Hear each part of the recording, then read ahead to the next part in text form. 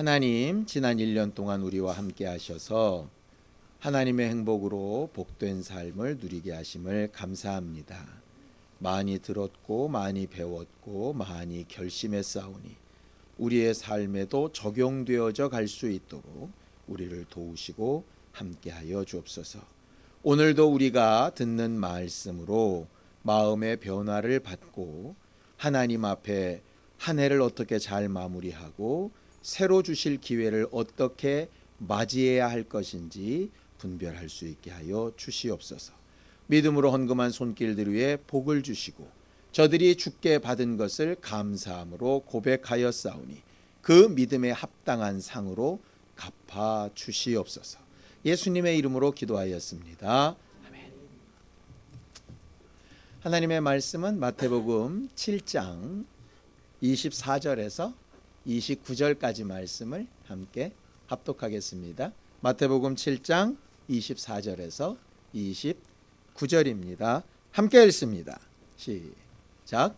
그러므로 누구든지 나의 이 말을 듣고 행하는 자는 그 집을 반석 위에 지은 지혜로운 사람 같으리니 비가 내리고 창수가 나고 바람이 불어 그 집에 부딪히되 무너지지 아니하나니 이는 주추를 반석 위에 놓은 까닭이요 나의 이 말을 듣고 행하지 아니하는 자는 그 집을 모래 위에 지은 어리석은 사람 같으리니 비가 내리고 창수가 나고 바람이 불어 그 집에 부딪힘에 무너져 그 무너짐이 심하니라.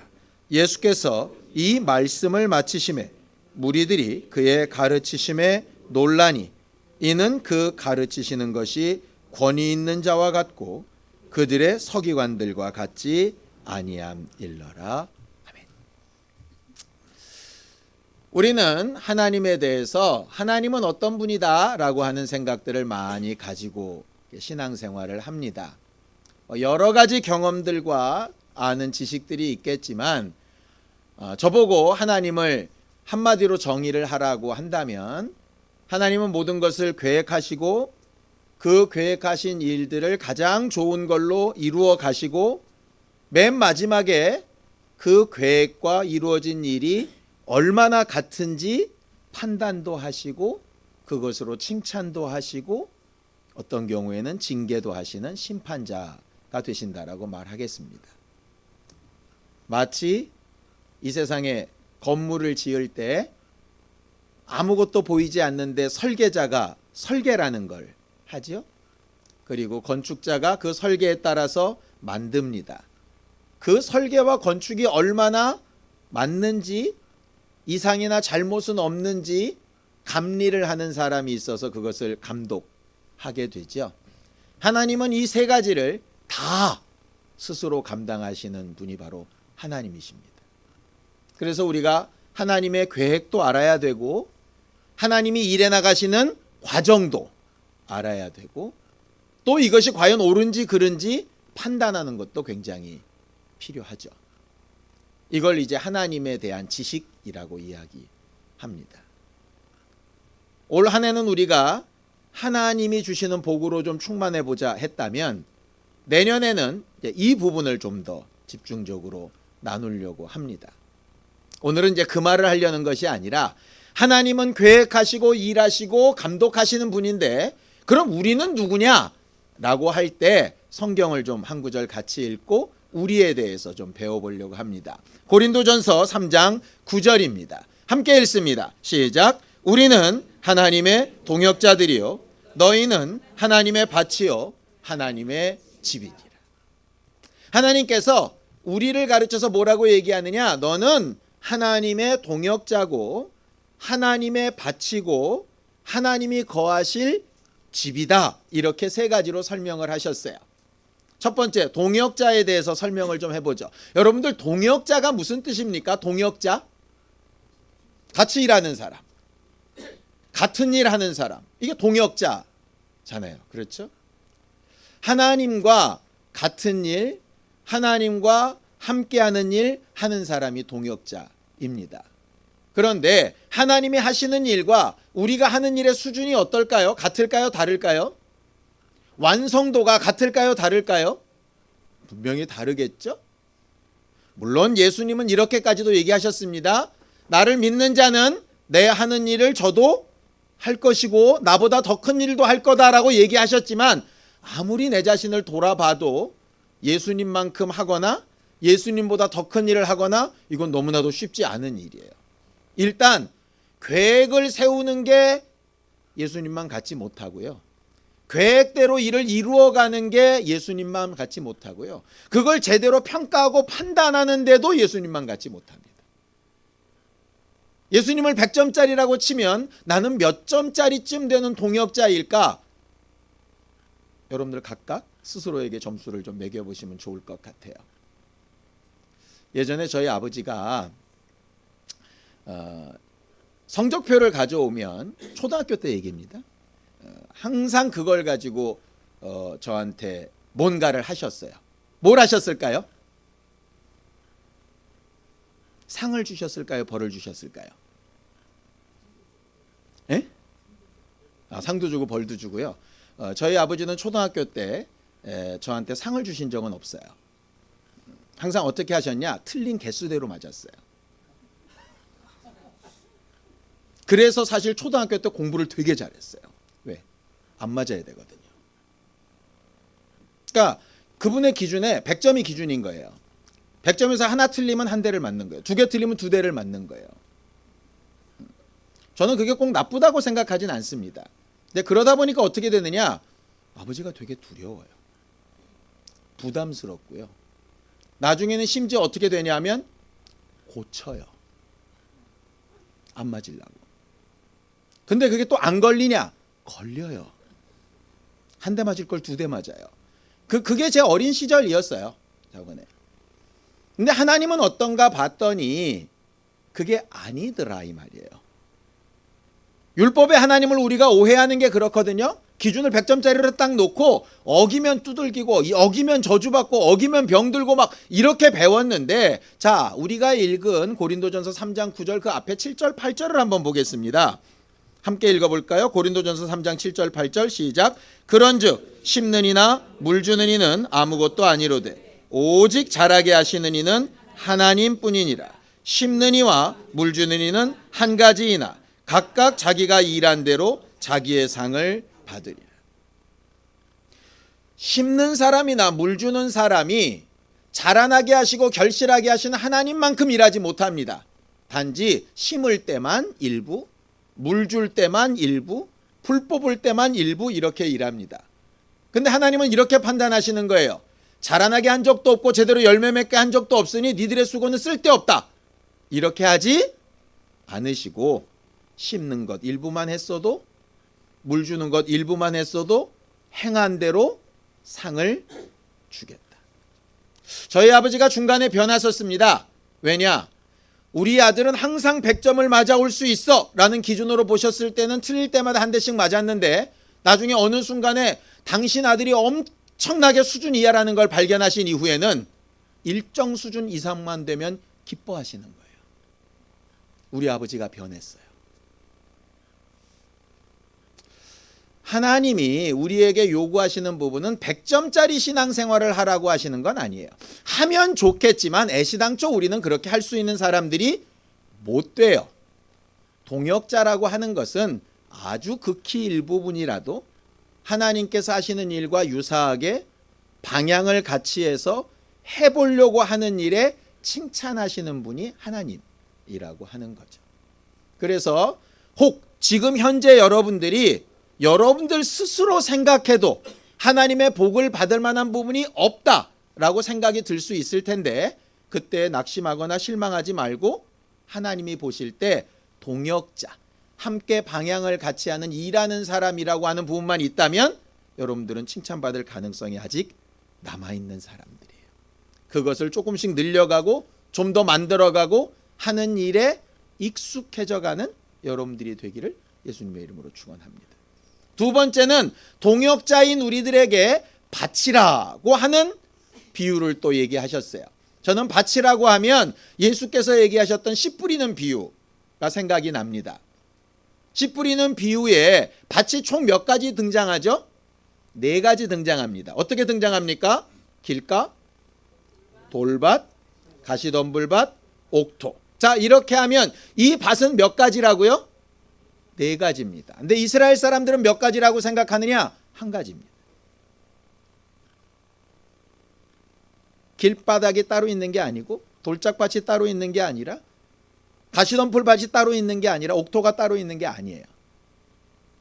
이스라엘의 농사법은 몇 번 말씀드렸던 것 같아요. 우리나라처럼 다 갈아 엎어가지고 좋은 땅을 만들어서 씨를 뿌리는 스타일이 아닙니다. 그렇게 하면 땅이 말라가지고 하나도 싹이 안 나요. 일단 딱딱해진 길바닥에 씨를 다 뿌려 놓습니다. 그래 놓고 쟁기로 갈아 엎어요. 그러면 이게 확 뒤집어지면서 습기 있는 쪽으로 뒤집어지지 않겠습니까? 그런데 한 번 갈아 엎어진 건 여전히 돌멩이나 덩어리들이 큼직큼직하게 있는 거예요. 그래서 싹이 겨우 나다가 거기에 걸려서 못 올라오죠. 그게 이제 돌짝밭이에요. 좀 더 깨부시고 고르게 해놓으면 그 돌은 없어지겠죠. 딱딱한 바위들은 사라지겠죠. 대신 싹과 함께 모두 자라느냐? 가시덤불들이나 잡풀들도 자라요. 그럴 때 그것들을 막 뽑아내면 그게 뭐가 되느냐? 옥토가 되는 거예요. 결국 예수께서 말씀하시는 건 그렇습니다. 너희들은 날 때부터 돌짝밭이야. 너는 날 때부터 옥토고 저 사람은 성품이 못돼서 가시덤불이야. 이렇게 얘기하는 게 아니에요.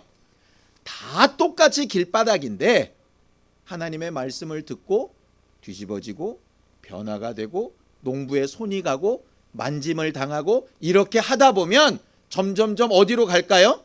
옥토로 가는 거죠. 문제는 돌짝밭에 멈춰서 이 정도면 됐다 멈추면 절대로 열매 맺지 못하고 가시덤불 무성한 거 뭔가 된 것처럼 착각하면 결실이 없죠. 손이 자주 가고 좀 어쩔 때는 번잡스럽기도 하고 귀찮기도 하고 좀 내버려뒀으면 좋겠는데 계속 껴드시고 이러는 부분들을 용납하면 용납할수록 점점 나아지는 밭이라고 하는 말이에요. 하나님의 계획이 계속 나를 손댈 수 있도록, 하나님의 일하심이 나를 계속 손댈 수 있도록, 하나님의 판단과 평가가 우리와 우리 가정에 계속 손댈 수 있도록. 세상 사람들이 볼 때는 불편해 보이지만 그게 우리가 옥토가 되어져가는 과정이라는 거죠. 결국 얼마나 좋은 땅이냐를 얘기하시는 게 아니라 얼마나 하나님의 손길에 길들여져 가고 있는가를 얘기하시는 거예요. 그런 사람이 복 있는 사람인 거죠. 세 번째, 하나님의 집이라고 그렇게 되어 있습니다. 하나님의 집이란 얘기를 우리가 쉽게 이해하는 것이 뭐냐면 거룩한 집, 다른 말로 하면 성전 이렇게 되죠. 근데 성경에 나오는 크게 한 번 성막을 짓는 일과 또 한 번 솔로몬이 성전 짓는 일이 나타나는데요. 그때 공통적인 게 2가지가 있습니다. 자, 퀴즈를 낼 테니까 맞춰보세요. 모세가 이스라엘 백성들을 데리고 광야에 와서 성막을 짓습니다. 성막을 지을 때 그 광야에 나무도 큰 게 없고 천도 그렇게 좋은 게 없고 보석이나 금이나 은이나 동이나 거기서 날 게 별로 없는데 도대체 뭐 가지고 거기서 성막 지었죠? 네, 어디서 가지고 왔습니까? 애굽에서. 그거 누구 거였습니까? 애굽 사람들 거였습니다. 무슨 얘기냐? 성막을 짓는 재료는 이스라엘 사람들 게 아니었어요. 소위 애굽 사람들이 마련해 준 걸 가지고 나왔습니다. 근데 그걸 갈고 닦고 짜고 깎고 이래가지고 만든 건 누구죠? 이스라엘 사람들입니다. 하나님이 애굽 사람들을 감동하셔서 재료들은 이스라엘 사람들이 수고한 게 아니라 그들의 수고를 가지게 하셨어요. 대신 그걸 가지고 하나님의 집을 만드는 일은 이스라엘 사람들이 하게 하셨죠. 똑같은 케이스로 다윗이 하나님의 성전을 짓고 싶었습니다. 그런데 하나님이 안 된다고 하시죠. 다윗은 뭘 하느냐? 대신 막 모아놓습니다. 돈도 모으고 백향목도 모으고 은금은 보석도 모읍니다. 솔로몬은 성전을 지을 때 자기가 돈 벌어가면서 지은 적 없습니다. 아버지가 다 마련해 놓은 걸 가지고 짓기만 합니다. 이게 하나님의 성전을 만드는 비결이에요. 뭐냐? 기초는 하나님이 해주시고 실제로 짓는 건 누가 하고? 내가 하고. 그게 이제 오늘 본문에 나오는 바로 이 부분입니다. 우리 보고 터를 닦아라, 좋은 땅을 사라 이렇게 하지 않으셨어요. 터나 땅은 하나님이 해놓으실 테니까 그 위에 잘 짓기만 해라 라고 하는 거죠. 그게 신앙생활입니다. 그래서 하나님이 주신 터, 하나님이 주신 재료, 하나님이 주신 조건들을 아는 거 굉장히 중요한 문제예요. 자, 성경을 좀 보겠습니다. 7장 24절에서 25절 함께 읽어보죠. 함께 읽습니다. 시작. 그러므로 누구든지 나의 이 말을 듣고 행하는 자는 그 집을 반석 위에 지은 지혜로운 사람 같으리니 비가 내리고 창수가 나고 바람이 불어 그 집에 부딪히되 무너지지 아니하나니 이는 주추를 반석 위에 놓은 까닭이라 그랬습니다. 이 성경 구절을 오해하는 사람들은 이렇게 오해합니다. 하나님의 말씀에 순종하는 것이 터를 놓는 건가 보다 이렇게 착각을 해요. 그럼 무슨 문제가 벌어지는지 아십니까? 내가 순종할 때는 터 위에 있는 것 같은데 순종 안 할 때는 터가 흔들려 버리는 거예요. 내가 뭔가 하나님의 뜻대로 살고 있을 때는 구원받은 것 같은데 그렇지 않을 때는 구원 못 받은 것처럼 되는 거예요. 근데 성경은 분명히 이렇게 얘기합니다. 자, 고린도전서 3장 10절 11절입니다. 고린도전서 3장 10절 11절 함께 읽죠. 시작. 내게 주신 하나님의 은혜를 따라 내가 지혜로운 건축자와 같이 터를 닦아두매 다른 이가 그 위에 세우나 그러나 각각 어떻게 그 위에 세울까를 조심할지니라. 이 닦아둔 것 외에 능히 다른 터를 닦아둘 자가 없으니 이 터는 곧 예수 그리스도라.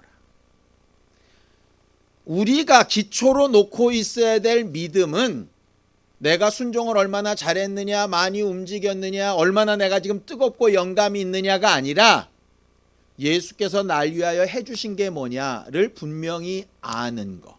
그게 믿음의 터입니다. 마치 모세가 성막을 지으라고 하실 때 재료는 걱정을 안 하는 것과 마찬가지예요. 솔로몬이 성전을 지을 때 재료는 걱정하지 않는 것과 마찬가지예요. 왜? 그 재료나 터는 하나님이 하신 일이니까요. 그래서 우리가 행한 것이 없이도 우리가 수고하지 않아도 구원이라고 하는 은혜라고 하는 것을 알고 받아들이기만 한다면 내 고집대로 내 생각대로 가지 않고 적어도 하나님이 만드신 터는 여기야 라고 하는 것만 분명하다면 그렇다면 나는 그 위에서 얼마든지 하나님 앞에 신앙생활을 할 수 있는 담력을 누리게 됩니다.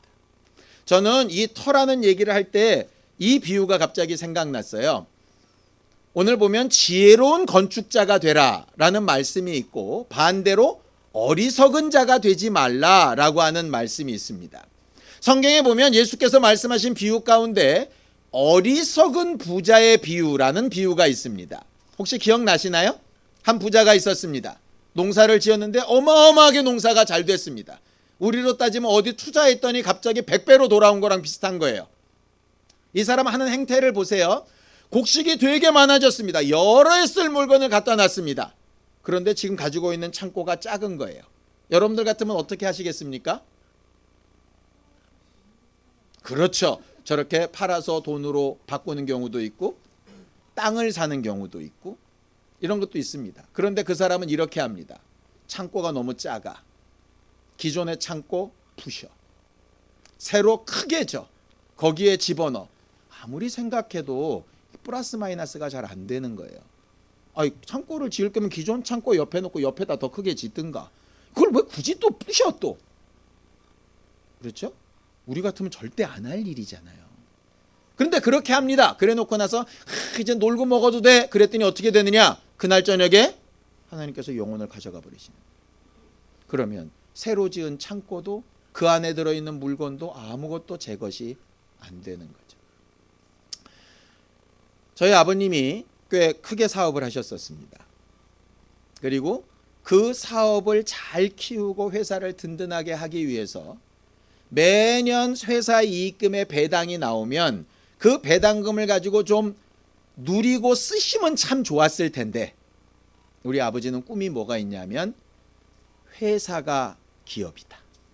회사가 살아야 나도 살고 내 가정도 산다 하는 게 굉장히 강하셨어요. 그래서 다른 분들은 배당을 받은 걸 다 가져가서 써서 부동산 사고 뭐 예금에 넣고 주식 투자하고 할 때 우리 아버지는 항상 똑같았습니다. 10몇 년 동안. 배당 받으면 다시 투자. 배당 받으면 다시 투자.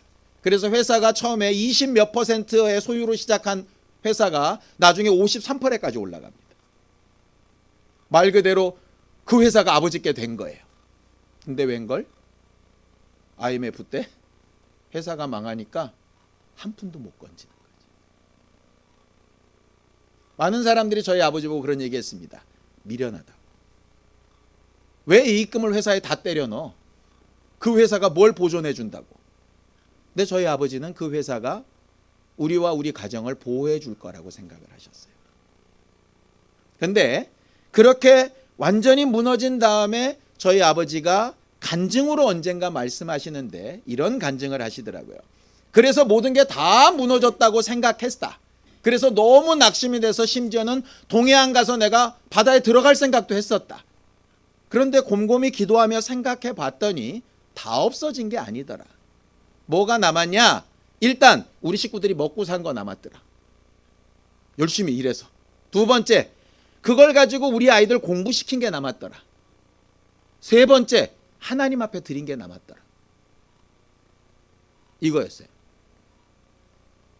세상 사람들은 땅 사는데, 집 사는데 했습니다. 나중에 그 뒤에 부동산 왕창 무너졌던 때 기억나시죠? 지금도 그 당시에 책임을 지는 걸 피하기 위해서 이름 막 바꿔놓고 경매 들어오고 막 이런 분들, 제 아는 분들이 있습니다. 그때는 그분들이 저희 아버지를 미련하다고 했어요. 제가 볼 때 저희 아버지가 그 사람들보다 훨씬 똑똑한 사람이었어요. 뭐가 기초냐 하는 거죠. 내가 투자하는 시간, 노력, 물질, 기회, 나는 지금 도대체 뭘 기반으로 하고 있느냐 하는 거예요. 우리가 살아가면서 몇 번씩 실수할 겁니다. 저희 아버지처럼 또 저처럼 여러분들처럼 계속 실수할 겁니다. 적어도 미련하지 않으려면 실수할 때 바꿔야죠.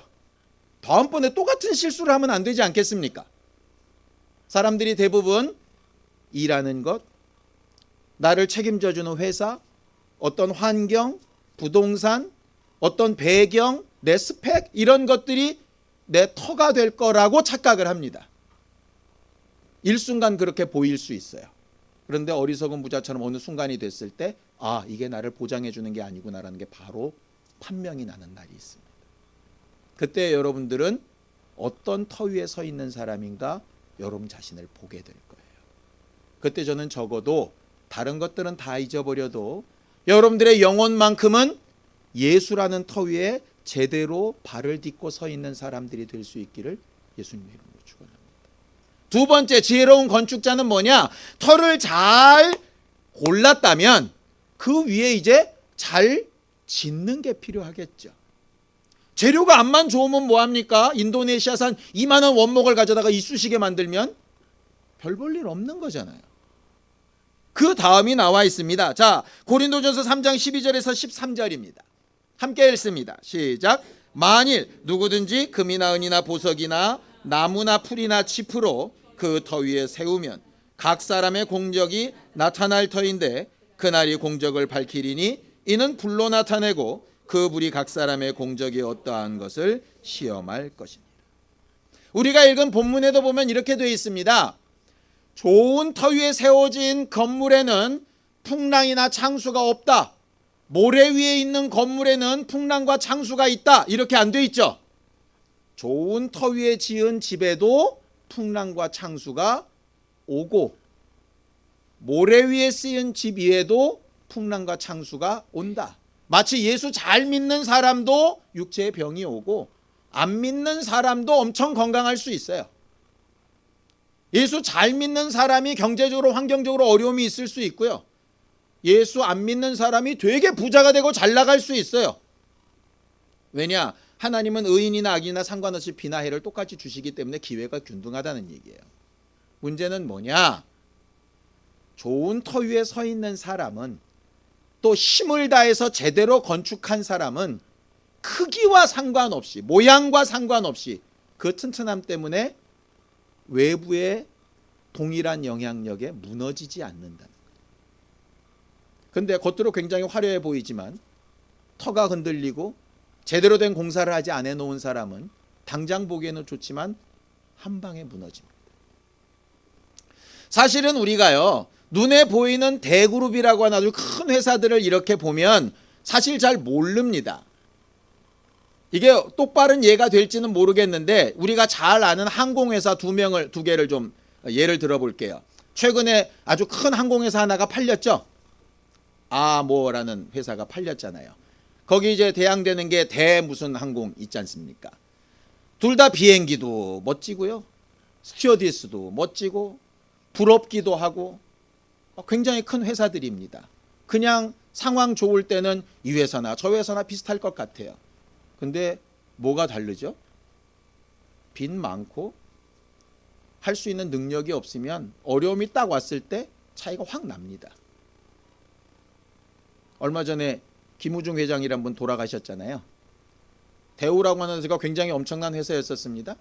그런데 왜 IMF 때 삼성은 살아남고 대우는 무너졌을까요? 뭐 여러 가지 내용이 있을 수 있어요. 그런데 간단하게 얘기하면 어려우면 견딜 수 있는 회사가 있었고 견디지 못하고 무너지는 회사가 있었어요. 근데 어려움이 있기 전에는 다 똑같아 보인다는 거예요. 전문가의 눈으로 보지 않으면 그냥 일반 사람들의 눈으로 보면 다 똑같은 회사인 거예요. 도리어 튼튼하고 작은 기업이 못나 보이죠. 이름값 있고 아주 뻥한 그룹이 굉장히 좋아 보이죠. 그런데 언제 결판이 나냐? 어려움을 당해보면 바로 결판이 나요. 믿음이 언제 결판 나냐? 좋을 때는 믿음 결판 안 납니다. 저 사람이 진짜 신앙인인지 아닌지 몰라요. 근데 어려움이 딱 있어 보면 바로 답이 나옵니다. 복은 뭐냐? 그럴듯해 보이는 게 복이 아니라 어려울 때 견딜 수 있는 힘이 있는 게 복이에요. 그러려면 기초가 튼튼해야죠. 짓는 일에 수고함이 있어야죠. 그게 복입니다. 오늘 본문의 맨 마지막 29절을 좀 한번 읽어보겠습니다. 함께 읽습니다. 시작. 이는 그 가르치시는 것이 권위 있는 자와 같고 그들의 석임관들과 같지 아니함일러라. 예수의 말씀을 사람들이 뭐라고 설명하고 있느냐? 권위 있는 자와 같다, 이렇게 되어 있습니다. 권위 있는 자가 무슨 뜻일까 봤더니 이런 겁니다.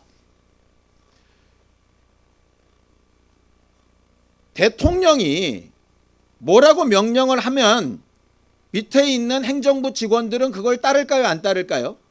따릅니다. 법원에서 재판장이 뭐라고 땅땅땅 두들기면 그 다음에 교도관이나 이런 모든 부분들이 따를까요? 안 따를까요? 따릅니다. 근데 제가 똑같은 위치에서 이럽시다! 그럼 따를까요? 안 따를까요?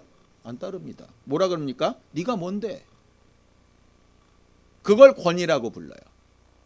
그러니까 권위 있는 자란 얘기가 뭐냐면요, 말과 현실이 같다는 얘기예요. 그게 권위 있는 자란 뜻이에요. 힘세고 말 세게 하고 가진 게 많다는 얘기가 아니고요, 말이 이루어지는 사람이 권위 있는 사람입니다. 그러니까 이런 거죠. 집에 아버지가 권위가 있었어요. 아버지 한마디면 뭐든지 다 됐어요. 근데 아버지가 계속 몇 번 연거푸 실수를 하는 거야. 그럼 애들이 어떻게 될까요? 그 아버지의 말을 맞는 거야? 이렇게 되는 거예요. 그 전까지는 아버지 말이라 하면 철석같이 믿는 거예요. 그런데 몇 번 당하고 나면 사실일까? 이렇게 되는 거예요. 권위가 떨어지는 거죠. 결국 말이 먹힌다고 그러죠. 말이 먹히는 게 권위 있는 거예요. 말이 행동으로 안 바뀌면 권위가 없는 거예요. 그 당시의 서기관들, 요즘으로 따지면 목사들, 성경 교사들이 어땠냐? 말은 굉장히 잘했어요. 그런데 뭐가 없냐? 권위가 없어요. 말이 이루어지질 않아요. 자기들의 삶에도 안 이루어지고 상대방의 삶에도 안 이루어지는 거예요. 행복한 주님의 교회라는 교회의 이름이 권위가 있으려면 여러분들이 진짜 행복하고 주님의 것이 되어야 권위가 있는 거예요. 근데 모르는 사람들이 볼 때 맨날 우리가 막 인상 쓰고 맨날 싸우고 치고받고 이러고 있어요. 그러면서 우리는 행복한 주님의 교회인이래. 그럼 옆에 사람들은 뭐라고 얘기하느냐? 뭐가? 말만?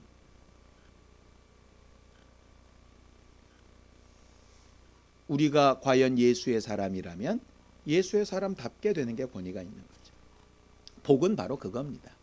말한 대로 되는 거예요. 쉽지 않죠. 아까 말씀드렸던 것처럼 예수님처럼 모든 부분에 다 권위가 있으면 좋겠지만 100점짜리 안 됩니다. 그런데 하나님이 한 가지 못하고 두 가지 못하고 10가지 못했다고 거기에 대해서 징계하시는 분이 아니라 그런 부분이 안타깝기는 하지만 반대로 그럼에도 불구하고 해나가고 있는 부분에 대해서 칭찬하시는 분이라니까요. 그냥 만족하여 주저앉지 않고 좀 더 나아지는 쪽으로, 좋은 밭이 되어가는 쪽으로, 더 나은 건물을 지어가는 쪽으로 힘쓰고 애쓰는 자들이 하나님의 마음에 있어요. 그게 하나님의 행복으로 복된 삶이 되는 겁니다. 오늘 여러분들한테 드린 이 말씀이 산상수훈의 결론, 1년 동안 제가 설교했던 내용의 결론입니다. 하나님이 이미 우리에게 복을 주셨고 은혜도 주셨습니다. 주신 은혜와 그 복을 이제 어떻게 사용하고 어떻게 누리고 어떻게 행동해서 작품을 만들 거냐? 이제 우리가 선택하고 해야 될 일이죠. 수고한 만큼 열매를 맺는 거, 그게 복 있는 겁니다.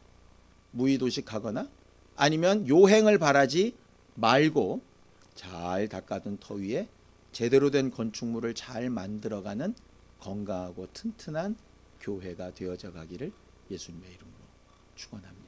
함께 같이 기도하겠습니다.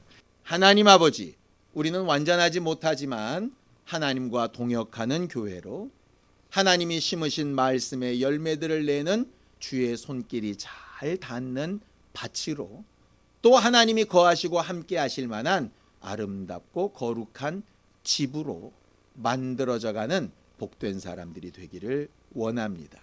이 일에 정말 어렵고 힘들고 귀찮고 답답하고 지금까지 내가 살아왔던 방식과는 달라서 옛 습관을 따라 살고 싶은 욕심이 많이 있을지라도 하나님께서 계획하신 계획을 따라 하나님께서 도우시고 함께 하시는 역사를 따라 하나님의 눈빛 앞에 언젠가 서서 판단받을 그 날을 기대함으로 우리 자신을 변화시켜가고 만들어가는 거룩하고 건강한 교회들이 되도록 도와주시옵소서. 이미 주신 은혜와 이미 주신 복을 받아 누릴 수 있는 우리 모두가 되기를 원하고 우리의 입의 말도 우리의 삶도 권위 있는 자였던 예수님처럼 되어져 가길 원하오니 우리와 함께하여 주시옵소서. 예수님의 이름으로 기도하였습니다. 아멘. 이제는 우리 주 예수 그리스도의 은혜와 하나님 아버지의 극진하신 사랑과 성령님의 감동하시고 함께하시는 분명한 증거가 주 예수 그리스도의 마련해 주신 터 위에 잘 건축하기를 원하는 우리 모두 위에 이제부터 영원까지 함께 있을지어다. 아멘.